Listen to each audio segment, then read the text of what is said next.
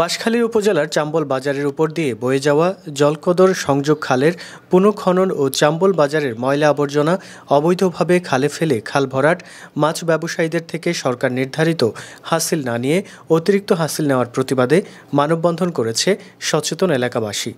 রোববার বিকেলে চাম্বল বাজার প্রধান সড়কের ব্রিজের উপর এই মানববন্ধন করেন তারা। মানববন্ধনে তারা দাবি তুলে বলেন, অবৈধভাবে খাল দখল ও ময়লা আবর্জনা ফেলে খাল ভরাট করায় পানি নামছে না, তাই ময়লা আবর্জনা খালে ফেলা বন্ধ করতে হবে। বাজারে শৌচাগার নির্মাণ করতে হবে। বিগত ২০ বছর আগে এই খালে পানি চলাচল যেভাবে ছিল সেভাবে স্বাভাবিক করে দিতে হবে। বাজারের হাসিল কমিয়ে সরকার নির্ধারিত হাসিল নিতে হবে এবং মাছ ব্যবসায়ীদের বাজারে আসার সুযোগ করে দিতে হবে এবং অবৈধভাবে খাল ভরাট করায় হাজার হাজার কৃষক ক্ষতিগ্রস্ত হয়েছে, তাদের ক্ষতিপূরণ দিতে হবে।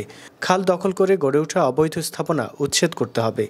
বিষয়টি নিয়ে বিভিন্ন সময়ে স্থানীয় জনপ্রতিনিধি ও উপজেলা প্রশাসনকে জানিয়েও কোনো প্রতিকার না পাওয়ায় খাল দখল ও ময়লা ফেলার প্রতিবাদে মানববন্ধন করেছে এলাকাবাসী, এমনটি জানান তারা। এলাকাবাসী আরও বলেন, খালের একটি অংশে ময়লা ফেলায় পানি নিষ্কাশন বন্ধ হয়ে গেছে। এতে ভোগান্তিতে পড়েছে চাম্বলের পূর্বাঞ্চলের কয়েক হাজার মানুষ।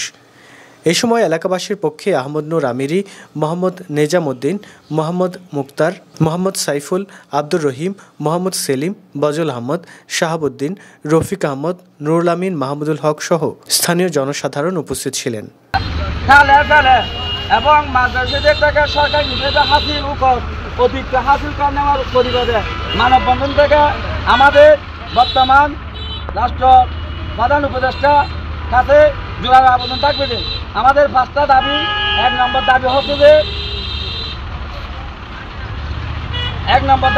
যে বাজারের কালে অবৈধভাবে ময়লা আবর্জনা ফেলা সম্পূর্ণরূপে বন্ধ করতে হবে এবং বাজারে শৌচাগার টয়লেট নির্মাণ করতে হবে এবং বিগত 20 বছর আগে এই হালে পানি দেখো চলাচল ছিল সেইভাবে স্বাভাবিক করে দিতে হবে।